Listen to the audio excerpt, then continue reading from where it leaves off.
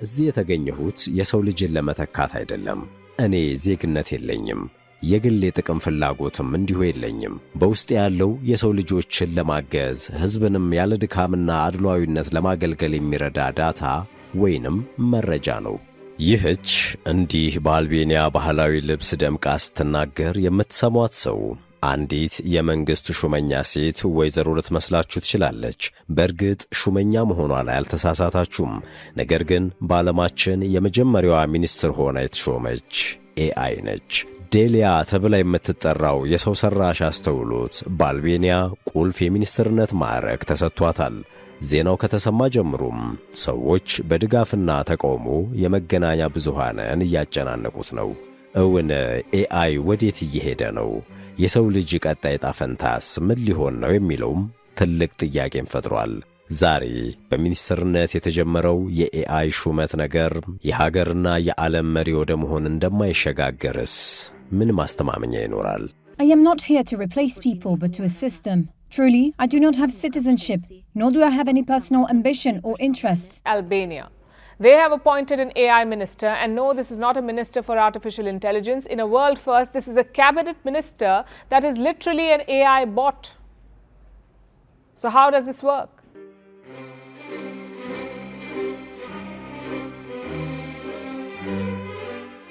ሰላም ጤና ይስጥልን ውድ የመሿለኪያ ላይፍ ተከታታዮች፣ ዛሬ አልቤኒያ በሰው ልጆች ታሪክ የመጀመሪያ የካቢኔ አባል በሾመቻት ኤአይ ሚኒስትር መነሻነት የኤአይና የሰው ልጆች መስተጋብር ወዴት እየሄደ ነው የሚለውን በጥልቀት እንፈትሻለን። ዘመኑ በብርሃን ፍጥነት እያደገ ሁሉም ነገር በቅጽበት እየተቀየረ ነውና ቀጣዮቹ ዓመታትስ ምን መልክ ይኖራቸው ይሆን የሚለውንም እንዳስሳለን። እናንተም እስከ ዝግጅታችን ፍጻሜ ድረስ አብራችሁን ቆዩ።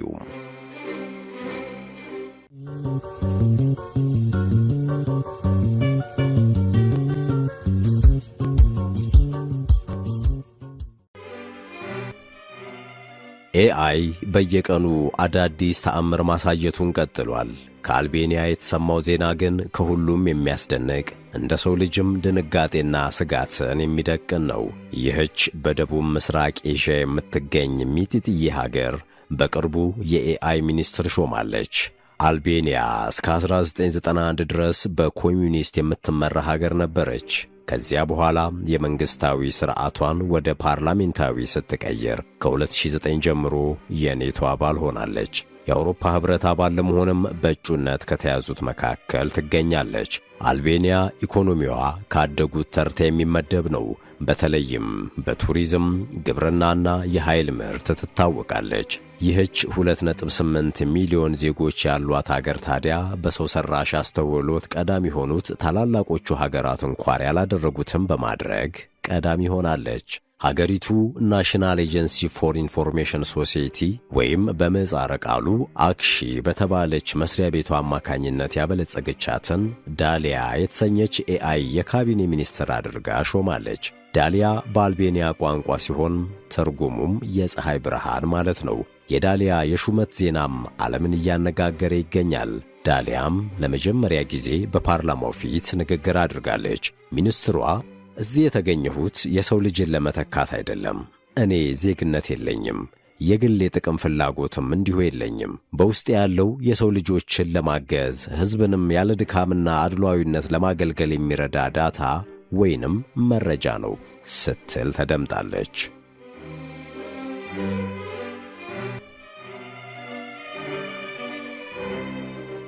ዳሊያ አሁን ላይ የአልቤኒያ የካቢኔ አባልና ሚኒስትር ሆና እያገለገለች ሲሆን የተሰጣት ደግሞ እንዲያው ተራና የይስሙላ ሥልጣን አይደለም። ኤአይዋ የሰዎችን ምልመላና ቅጥርን የሚያስፈጽመውን ፐብሊክ ፕሮኪውርመንት ቢሮን ነው የምትመራው። ይህ ቢሮ ከአልቤኒያውያንም አልፎ በሀገሪቱ ቁልፍ ቦታዎች ላይ ጭምር ባለሙያዎችን አወዳድሮ የሚቀጥር ነው። እንግዲህ እዚህ ቢሮ ላይ የሰው ልጅ ራሱ በሰራት ኤአይ ተፈትኖ ወይ ያልፋል ወይ ይወድቃል ማለታችን ነው። የሀገሪቱ ጠቅላይ ሚኒስትር ኤድራማ ታዲያ በዚህ ጅምር እጅግ ደስተኛ ናቸው። አንዷን የካቢኔ አባላቸውን ኤአይ ካደረጉ በኋላ ለሀገሪቱ የሕዝብ እንደራሴዎች ምክር ቤት ባደረጉት ንግግር የሰው ሠራሽ አስተውሎት ወይንም ኤአይን በመጠቀም አልቤኒያ በቀጠናው ቀዳሚ ሀገር ነች፣ ኤአይን ለመልካም አስተዳደር ከሙስና ለጸዳ አመራርና እድገትን ለሚያፋጥን አመራርነት መጠቀም ከሁሉም ቅድሚያ የምንሰጠው ይሆናል ብለዋል። ከጠቅላይ ሚኒስትሩ ንግግር መረዳት የሚቻለው የኤአይ ሚኒስትር መሾም አንዱ ጠቀሜታው ከሙስና የጸዳ አሰራርን ማስፈን መቻሉ ነው። እዚህ ላይ እውነት ያላቸው ይመስላል። ሥራ ዘርፉ ሰዎችን መቅጠር እንደመሆኑ በሰዎች ሲሰራ ለብልሹ አሰራር ይጋለጣል። በተለይ አፍሪካ ሀገራት ላይማ ሰው በእግሩ ሄዶ በእውቀቱም ተመዝኖ ሳይሆን በእጁ ሲሄድ ሙስና ሲያቀብል ሥራውን እንደሚያገኝ በስፋት ይወራል። መሬት ላይ ያለው እውነታም እሱን ያስረግጣል። አልቤኒያ ታዲያ ይህች ኤአይ በዘመድ አትሰራ፣ እጅ መንሻ አትቀበል፣ ስለዚህ በትክክል ትሰራለች፣ ሰዎችንም በእውቀት ብቻ መዝና ትቀጥራለች ብለው አምነውባታል።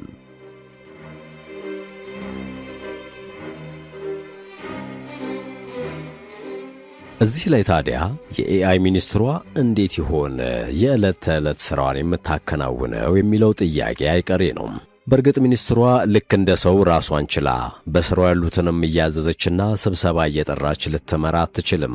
በሜልቦርን ዩኒቨርሲቲ የሰው ሠራሽ አስተውሎት ፕሮፌሰር የሆኑት ጃኔ ፓተርሰን ስለ ዳሊያ ሲያብራሩም ዞሮ ሰዎች መረጃ አስገብተውላት ያንን መረጃ ተንትናና አቀናብራ የቢሆን አቅጣጫዎችን የምታስቀምጠው የሚል ማብራሪያን ሰጥተዋል። ታዲያ የአልቤኒያ ዋነኛ ዓላማዋ ሙስናን መከላከል ከሆነና የኤአይ ሚኒስትሯም በሰዎች ኮድ የተደረገች ሰዎች ባስገቡላት መረጃ ላይ ተመስርታ ውሳኔ የምትሰጥ እንደመሆኑ ምን ያህል ገለልተኛ ትሆናለች የሚለውም ሌላ ጥያቄ ሆኖ ቀጥሏል።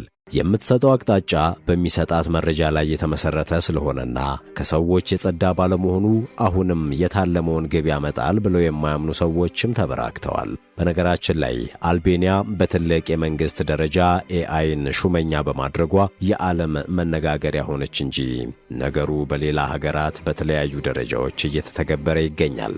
ለምሳሌ በጃፓን የሚገኝ የፖለቲካ ፓርቲ የኤአይ መሪ መርጧል። ባለፈው ዓመት ደግሞ ዩክሬን ቪክቶሪያ የተሰኘች ቃል አቀባይ ኤአይ ወደ ሥራ አስገብታለች። ቪክቶሪያም የሀገሪቱ የውጭ ጉዳይ ሚኒስትር የሚያወጣቸውን መግለጫዎች ለሕዝብ ታደርሳለች።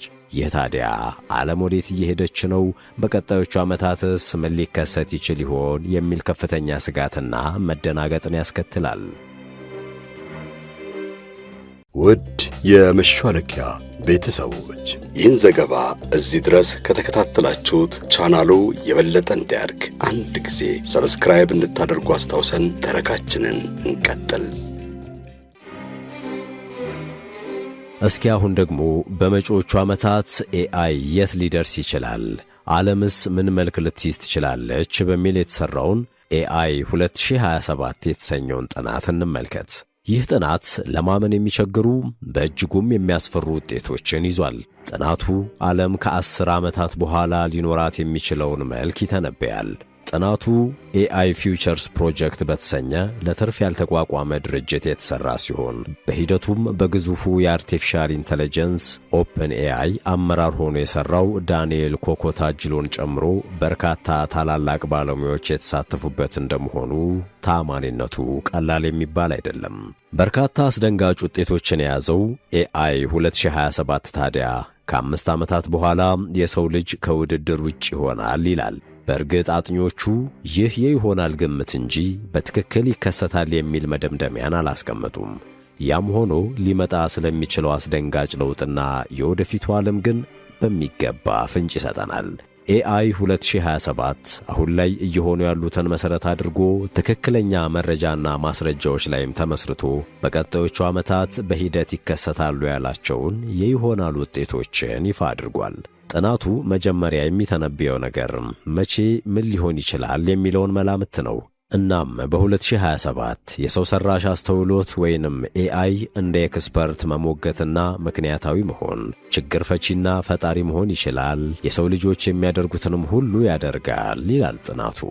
አስቡት እንግዲህ 2027 ለመድረስ ከ2 ዓመት በታች ነው የቀረን ጊዜ። በዚህ አጭር ጊዜ ነው እንግዲህ ኤአይ ቁርጥ ሰው ይሆናል ተብሎ የተተነበየው። በ2027 ኤአይ 50,000 የዓለማችን ምርጥ ኮደሮች ፍጥነታቸውን በ30 እጥፍ ጨምረው ከሚሰሩት በላይ መስራት እንደሚችል የጥናቱ ትንበያ ያሳያል። በዚህ ጊዜ ኤአይ በሁሉም የሙያ ዘርፎች የዶክትሬት ዲግሪ ካላቸው ሰዎች በላይ ብቁ ይሆናል። በዚህ ጊዜ ሰዎች ለሁሉም ነገር ኤአይን የሚጠቀሙ እንደሚሆንም ይገመታል።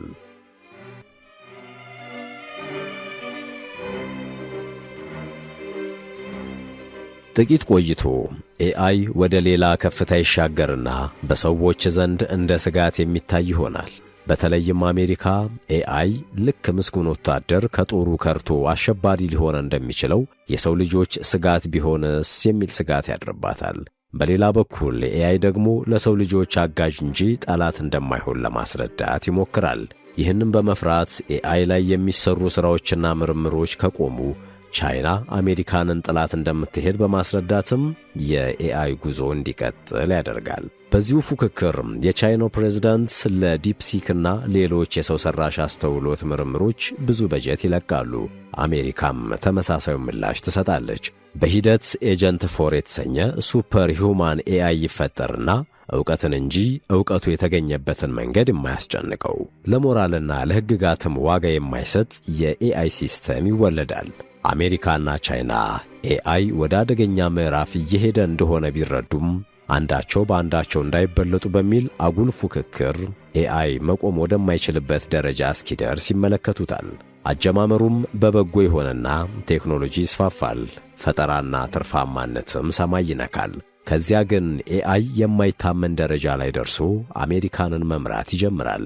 አቫተሮችንም አሁን ከሚሰሩት ሰዎች የበለጠ ደሞዝ ሳይጠይቁ እረፍት ሳያስፈልጋቸው የሚሰሩ ሠራተኞችንም ይፈጥራል። ሠራተኞቹም ከሰዎች በመቶ እጥፍ የሚበልጥ ሥራን ይሠራሉ። ይሄኔ ዓለም በሥራ አጥ ሰዎች ትሞላለች። ሥራ ያጡትም ተቃውሞ ሰልፍ ይወጣሉ፣ ሰሚ በሌለበት ይጮኻሉ። እዚህ ላይ ኤአይ ሰዎች ቤታቸው ሆነው ሳይሰሩ ገንዘብ እንዲከፈላቸው ያደርግና ሮቦቶች ሥራቸውን ይቀጥላሉ። የኤአይ ጉዞም ይቀጥላል።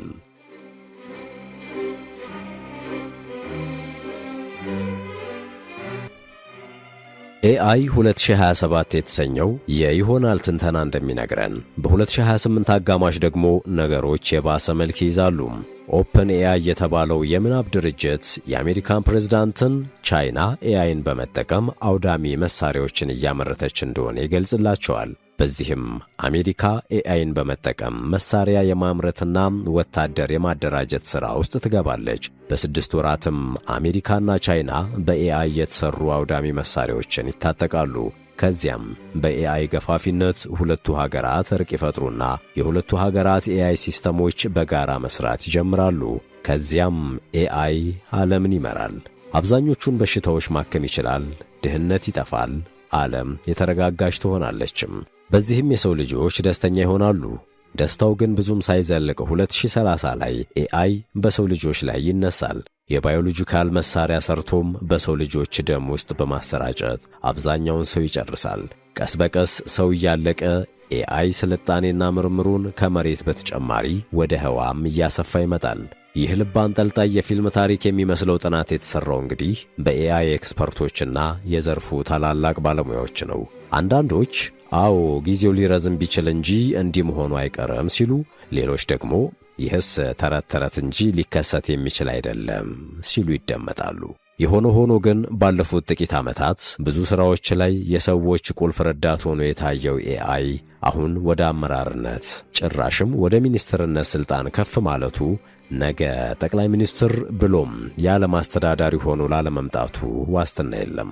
የሚሆነውን ሁሉ ለማየት ደግሞ ፈጣሪ በሰላም በጤና ያቆየን።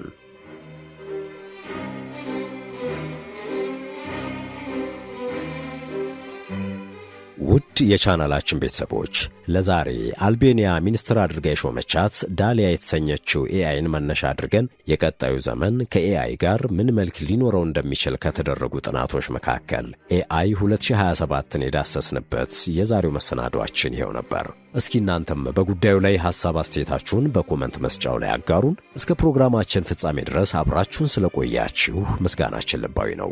ለዚህ አዝናኝና ቁም ነገረኛ ቻናል አዲስ ከሆናችሁም ሰብስክራይብ በማድረግና የደውል ምልክቱን በማብራት አዳዲስ ተረኮችን ስንለቅ በቅድሚያ እንዲደርሳችሁ ማድረግ እንደምትችሉ እያስታወስን በዚሁ እንሰናበታለን። ሰናይ ጊዜ በያላችሁበት።